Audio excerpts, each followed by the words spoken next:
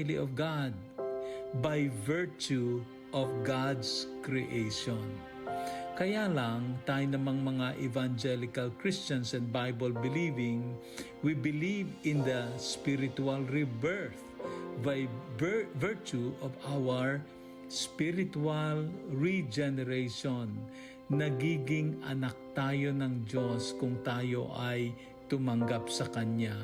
Pero, by virtue of God's creation, pantay-pantay tayo doon. Now, dapat maging malinaw din yung position natin. Ang same-sex relationship, ang same-sex union is not allowed by God in the Bible. So dapat tignan natin yung biblical perspectives, pero dapat alamin din natin yung mga legal perspectives ng bawat miyembro ng community. Dapat ang bawat isa na mamamayan ay protected ng batas at dapat bigyan sila ng equal treatment. Ang tinig ni Bishop Noel Pantoja ng Philippine Council of Evangelical Churches. Para sa mas malalim na kaalaman sa panuntunan ng Biblia sa usaping ito, bisitahin ang website ng Philippine Council of Evangelical Churches. 1116 DXAS, your community radio. Kasama sa araw-araw, kakwentuhan, kaagapay, kaibigan, kabarangay. Ito ang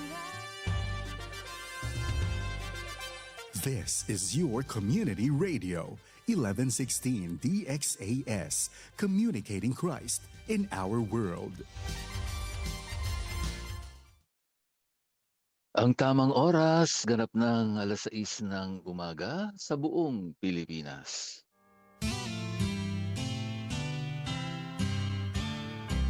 may harding mapananalanginan. Doon si Jesus naghihintay. O kay inam ng panalangin ng hardin, doon kay gandang manalangin. Tayong natulog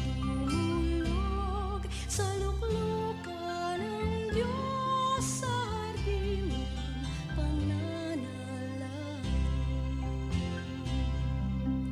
O kay sarap ng Magandang umaga sa inyo pong lahat, mga mahal kong ka-HNP.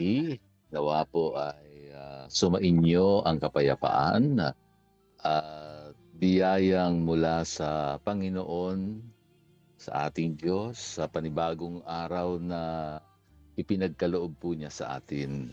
Bago po ang lahat, huminga muna po tayo ng malalim. Damhin po natin ang malamig na simoy ng hangin. Yan, nararamdaman natin at ang panibagong lakas na dala po ng umagang ito. At syempre kasabay po ng pagpikit ng ating mga mata at pagbubukas ng ating mga puso sa salita ng Diyos. Alalahanin po natin na anuman ang kinakaharap po natin ngayong araw, buhay pa rin tayo. Ibig sabihin may pag-asa pa. At may Diyos na nagmamahal sa atin, hindi po nagbabago. Kaya lagi po nating tatandaan na every gising is a blessing.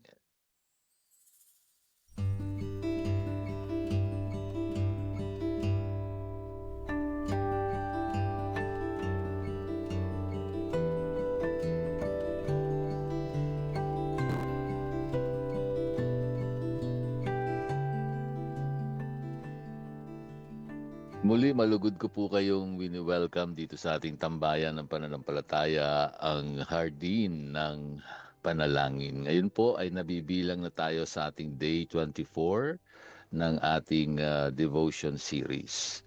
At ang pinagtutuunan natin ng pansin dito sa seryeng ito ay ang pag-aayos ng ating mga karakter o ating mga pag-uugali.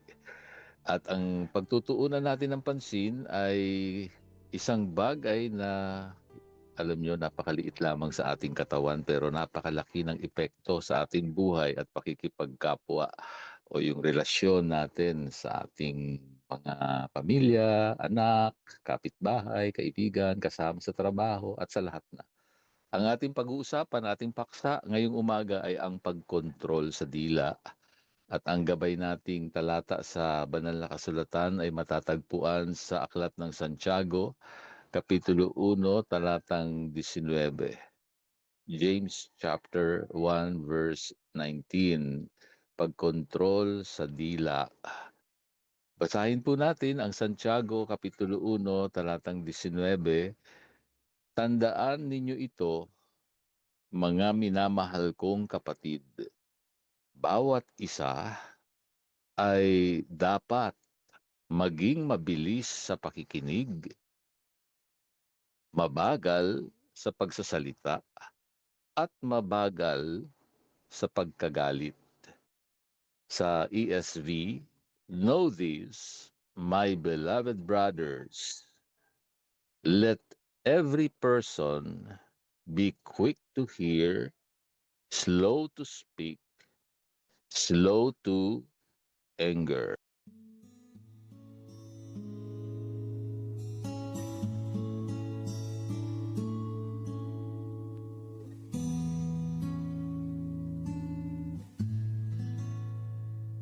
Mga ka-HNP, tingnan muna natin sandali ang background nitong talatang binasa natin para mas maintindihan po natin. Yung aklat na ito ni Santiago o James sa English, sa Ingles ay isinulat po ito ng kapatid sa ina ng ating Panginoong Jesus, no? Anak ni Mary, si Santiago o si James, na naging isa rin sa mga leader po ng early church sa Jerusalem. Isinulat niya ang letter na ito para sa mga Jewish Christians na nakakalat po sa iba't ibang dako dahil nga sa matinding pag-uusig o persecution na nararanasan po nila noon. Isipin ninyo yung kalagayan nila noong panahong iyon. Sigurado akong stressed ang mga tao, natatakot at syempre maraming pagsubok sa lipunan kung paano sila mabubuhay ng normal. At kapag ang lipunan ay nasa ilalim ng matinding tensyon o pressure, ano ang madalas mangyari sa samahan ng mga tao? Well, diyan lumalabas ang awayan, di po ba? Ang maling hinala at ang mainit na palitan ng salita. Parang pamilyar sa atin sa panahong ito. Well, kaya naman po si Santiago bilang isang pastor na may pusong nagmamalasakit ay sumulat po ng napakadirekta, straightforward yung kanyang sinasabi rito. Hindi siya nagpaligoy-ligoy pa. Alam niya na sa gitna ng krisis, ang hindi na kontrol na dila ay parang maliit na apoy na pwedeng magpalagablab po o magpalaki ng sunog, no? At sumira po sa buong komunidad. Ganyan yung dila natin, no? Ganyan yan nilarawan dito sa aklat na ito. Parang maliit na apoy lamang. Kaya ibinigay po niya yung napaka-practical na payong ito. Ito yung kanyang payo. Mabilis, makinig, mabagal, magsalita. Mga ka-HNP, pagbulay-bulayan po natin ng mabuti ito sa ating sarili ngayon. Sabi po ng banal na kasulatan, mabilis makinig, mabagal magsalita. Magandang ulit-ulitin yan, no? Mabilis makinig, mabagal magsalita. Mabilis makinig, mabagal magsalita. Pero sa panahon po natin ngayon, napansin nyo ba? Tila baligtad na yung nangyayari sa ating lipunan. Ang karamihan sa atin ngayon ay mabilis magsalita, mabagal makinig. Mahirap din kasi pag inuulit-ulit, di ba, nakakalito rin. Mabilis makinig, mabagal magsalita. Mabilis makinig, mabagal magsalita. Sa katagalan, mabilis magsalita, mabagal makinig. Nagbaliktad na. At yun talaga nangyayari, di po ba? Bago pa man matapos magsalita ang ating kapwa, nakahanda na agad ang sagot natin. O kaya naman kapag may narinig tayong balita o kwento tungkol sa iba, mas mabilis pa sa 4:00 ang pagpasa natin nito sa iba. No? Yan yung tinatawag nating chismis. Ano nga ba ang chismis? Ang chismis at ang mga makakasirang salita ay parang pagpapakawala ng mga balahibo sa gitna ng malakas na hangin. Ganyan po ang larawan niyan. Kapag pinakawalan mo ang mga salitang iyon, kahit anong pagsisisi mo sa huli, hindi mo na iyon maibabalik at masisira pa yung karangalan ng iyong kapwa. Yung kanyang pinagkakaingatang integridad o pinag-ipunan niya ng matagal na panahon, di ba? Madaling nasira. No? Yun na nga lang ang kayamanan natin maipagmamalaki, agad-agad nasira sa isang iglap. Ayon kay Santiago, ang tunay na pananampalataya ay hindi lang nakikita sa ating pagpunta sa simbahan o sa ating mga panlabas na kabanalan. Nakikita rin ito sa kung paano natin ginagamit ang ating dila. Ang ating dila ay may kapangyarihang magbigay ng buhay o magdala ng kapahamakan. Pwede itong gamitin para magpalakas ng loob ng kapwa o pwede ring gamitin para pagwasak ng buhay ng iba. Naalala ko po tuloy ang isang kwento sa maliit na barangay. May isa pong lalaking nagngangalang Mang Tomas. Si Mang Tomas ay kilala po sa pagiging masipag, pero may isa po siyang malaking kapintasan. Gustong-gusto niyang magkwento tungkol sa buhay ng may buhay. Akala ng iba, babae lang yung mahilig sa kwento ng buhay ng may buhay. Hindi, meron din mga lalaking katulad ni Mang Tomas.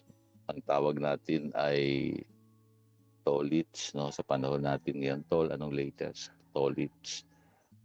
Isang araw, may nakita po siyang bagong sasakyan na nakatigil sa tapat ng bahay ng kanyang kapitbahay na si Aling Rosa.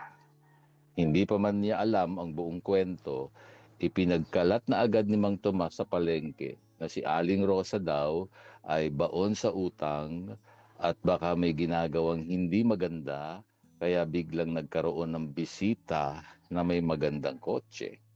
Pero kumalat ang kwento, siyempre.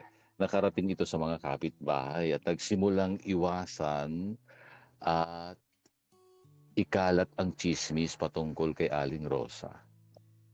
Well, lumipas ang ilang araw, natuklasan ng lahat ang katotohanan. Ang bisita pala ni Aling Rosa ay ang kanyang anak na matagal nang nagtrabaho sa ibang bansa na umuwi lang pala para sorpresahin siya at dalhin siya sa ospital dahil may malubha itong karamdaman. Nang malaman ito ni Mang Tomas, nakaramdam po siya ng matinding hiya at guilt. Siyempre, hindi totoo yung kinalat niyang chismis. Kaya nga chismis eh. Pumunta siya sa kanyang pastor para humingi ng payo kung paano niya maitatama ang kanyang ginawa. Tumingin sa kanyang pastor at sinabi, Tomas, kumuha ka ng isang bag ng balahibo ng manok. Pumunta ka sa gitna ng barangay at ipagpag mo iyon sa hangin. Ginawa naman ito ni Mang Tomas. Pagbalik niya, sinabi ng pastor, ngayon, bumalik ka sa kalsada at pulutin mo ang lahat ng balahibong pinakawalan mo. Sabi ni Mang Tomas, Pastor, imposible po yun. Tangay na po ng hangin sa kung saan-saan ang mga balahibo. Inakbayan siya ng pastor at mahinahon na sinabi, ganyan din ang mga salitang lumalabas sa ating dila, Tomas. Kapag nakabitaw na ang maling salita o chismis, kumakalat ito ng hindi mo na mapipigilan at nag-iiwan ito ng sugat na mahirap nang gamutin. Mga ka-HNP, baka tayo rin ay nasa ganung kalagayan o ano bang aral ang maiiwan sa atin ng kwento ni Mang Tomas at ng aklat ng Santiago Kapitulo 1 talatang 19. Ngayong araw na ito, simpleng challenge ang iniiwan sa atin ng salita ng Diyos. Bago ka magbitaw ng salita sa iyong asawa, sa iyong mga anak, o sa iyong kasama sa trabaho, o kahit nga sa comment section sa social media, magandang dumaan muna tayo sa tinatawag nating 3 filters, 3 filters. Number 1, is it true? Totoo ba ito o haka-haka lang? Number 2, is it kind? Mabait ba o nakakabuti ba ang salitang ito? Ikatlo, is it necessary? Kailangan ba talaga nating sabihin o mas mabuting manahimik na lang? Magandang i-apply yan. 3 filters. Is it true? Is it kind? Is it necessary? Kung ang isasagot mo sa alinman dyan ay hindi, mas makakabuting piliin natin ang manahimik. Mabilis makinig, mabagal magsalita. Yun yung prinsipyo. Gamitin natin yung ating mga tainga para makinig at umunawa. Napaka-importante nito. At syempre yung ating mga bibig ay gagamitin natin para magpalakas lamang at magdala ng pagpapala sa iba.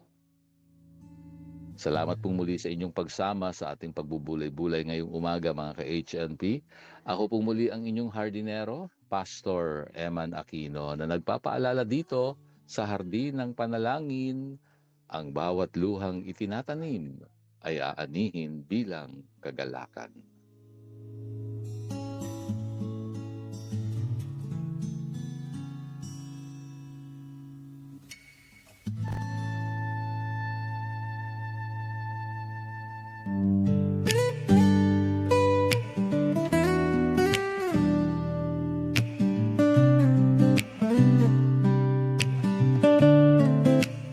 Sa simula pa lang, hindi ako karapat-dapat, pero pinili mo akong pagtiwalaan. O Diyos, sa mga gawain mo ako'y ginamit. Sa paglilingkod ko, katapatan mo'y nakita. Sa pagmamahal mo, ako'y tinubos. Sa biyaya mo, ako'y tinawag. Sa pag-ibig mo, ako'y tinanggap. At patuloy akong maglilingkod sa'yo.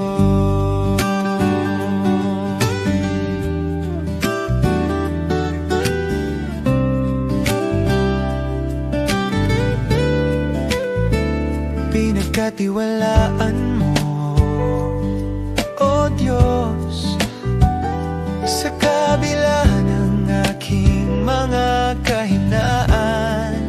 Ginamit mo ako upang magpatotoo ng iyong kapangyarihan at biyaya. Sa hirap at ginhawa, ikaw ang sandigan sa mga pagsubok. Ikaw ang lakas sa mga laban. Ikaw ang tagumpay sa mga pangarap. Ikaw ang gabay. Ikaw ang aking Panginoon.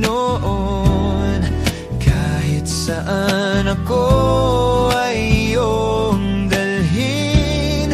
Ikaw lang ang susundin hanggang sa huli.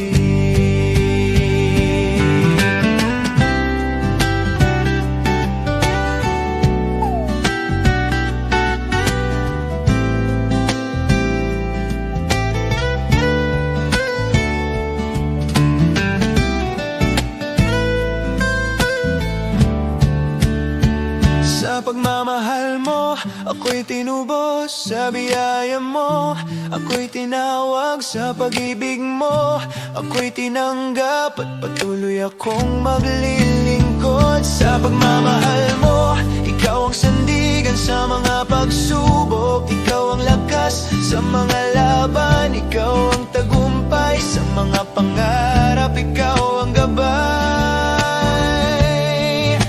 Ikaw ang simula ngayon at wakas ng buhay ko.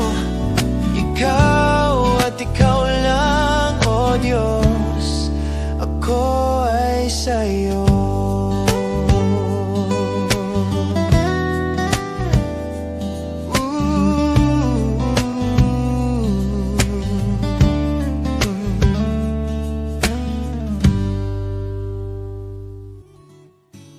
Sa bigkis ng pag-ibig, ating ipabatid sa Diyos ang kahilingang paggabay sa ating mga kabataan.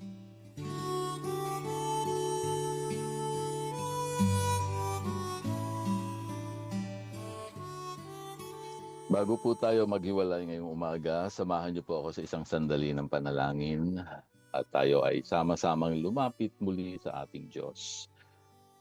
Mapagpala naming Ama na nasa langit, Panginoon naming Diyos, makapangyarihan ka po sa lahat. Lumalapit po kami sa iyong paanan ngayong umaga ng may pagpapakumbaba. Nagpapasalamat kami sa iyong salita na nagsisilbing ilawan sa aming mga paa at liwanag sa aming landas. Sa oras na ito, Panginoon, inilalapit namin sa iyo ang mga kabataang Pilipino, ang pag-asa ng aming bayan. Sa gitna po ng napakaraming ingay sa mundong ito, sa gitna ng mental health struggles na pinagdadaanan po nila. At yung iba ay kapahamakan sa addiction, sa iba't ibang bagay, sa ipinagbabawal na gamot o sa mga online gaming na hindi magandang impluwensya sa kanila. O bullying sa eskwelahan, napakarami po. At kabiguan na kinakaharap ng marami sa kanila. Dalangin po namin ang iyong proteksyon at gabay. Turuan mo po ang aming mga kabataan na maging maingat sa kanilang mga pananalita, maging sa totoong buhay man o sa online world. Bigyan mo sila ng karunungan upang piliin po nila ang katotohanan at kabutihan. Ilayo mo sila sa mga impluwensyang nakakasira ng kanilang kinabukasan. Punuin niyo po ang kanilang mga puso ng iyong pagmamahal upang imbis na magkalat po sila ng galit o pambabatikos, sila po ay maging ehemplo ng pag-asa, kapayapaan, at pagmamahal sa aming bansa. Pinapanalangin ko si Arjon sa kanyang kalagayan ngayon. Tulungan niyo pong maging mabilis ang proseso upang sa lalong madaling panahon maibalik na rin po siya sa kanyang pamilya. Nilalapit po namin siya sa inyo. Nawa po ay patuloy niyang maranasan ang presensya mo sa kanyang kalagayan po ngayon. Idinadalangin ko din ang sitwasyon ni Dolores Gamban. Salamat po sa kanyang patuloy na pagtitiwala sa iyo. Ikaw ang Diyos na nagbibigay ng kapayapaan sa kanyang puso, sa kanyang isipan, at anuman ang nangyayari sa kanyang buhay. Paalala niyo po na kayo'y Diyos na may kontrol sa lahat ng bagay. At nawa ay maranasan niya ang biyayang galing sa iyo. Salamat din po sa pangangalaga mo kay Remy Shi sa kanyang kalagayan. Patuloy na ikaw ang Diyos na pinagkakatiwalaan at maging sa pamilya ni Nanay Vicenta, sa kanyang anak. Lord, humihingi kami ng probisyon sa kanilang pambayad sa bahay, pagpapaaral sa mga anak. Tunay ngang dakila ka, O Diyos. Maging po sa Bayot family, kay Ma'am Digna, patuloy na lakas at sa work ng kanyang mga anak at business ng kanyang asawa, ng anak niya o kanyang manugang. Opo, sa lahat po ng katatagan, katalinuhan, lalo na po sa kanilang buhay pananampalataya, sasamahan niyo po sila, Panginoon. Salamat din po sa pangangalaga niyong patuloy kay Ma'am Agnes sa Bonyog family. Ikaw ang Diyos na pinagkakatiwalaan. Kay Kuya Danny at kay Teresa Morelos, salamat sa kanilang mga buhay. Pagpalain niyo po sila ng lakas, kalusugan, kagalingan din po sa kanilang karamdaman. Ikaw pa rin ang Panginoon na pinagkakatiwalaan po namin. Salamat din po sa pangangalaga mo sa bawat individual, bawat pamilyang kasama po namin ngayon. Kay Mami Lina Hamid, sa buong pamilya Hamid family, Lord, tinataas po namin ang biyaya mo sa kanilang buhay. Samahan niyo po silang patuloy maging kay Nanay Leonie Lopez, ipinapanalangin ko po siya sa inyo sa mga oras na ito. Salamat sa pangangalaga niyo po sa kanila, maging sa Arieta family, kay Raincy, ikaw ang Diyos na nagbibigay ng kalakasan. At salamat sa mga panahon na itinutuwid niyo po ang bawat isa. Maraming salamat sa pangangalaga niyo po, maging kay Gemma Bravo. Ipinapanalangin ko po siya sa inyo. Inataas ko po sa inyo kanyang buhay kasama ng kanyang mga apo at anak. Ikaw ang Diyos na maghari sa bawat isa. At sa bawat kahilingan din po ng aming mga nakasama ngayon, Lord, nakikita niyo ang kalagayan ng bawat isa. Dinadalangin naming pagpalain mo po ang bawat pamilyang nakikinig po ngayon. Ang lahat ng ito ay aming itinataas at idinadalangin sa matamis na pangalan ng aming Panginoong Jesus. Amen at amen.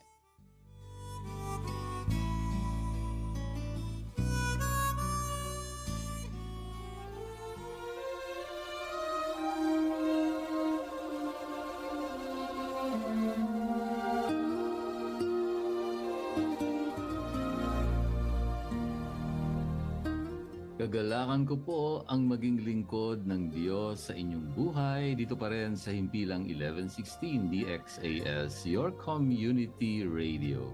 Isa lamang po kami sa mga himpilan ng FEBC Philippines, kasapi ng kapisanan ng mga broadcaster ng Pilipinas. Kung nangangailangan po kayo ng panalangin at pagbisita sa inyong bahay, maaari nyo pong ipadala ang inyong mensahe sa mobile number 0917-125-8201.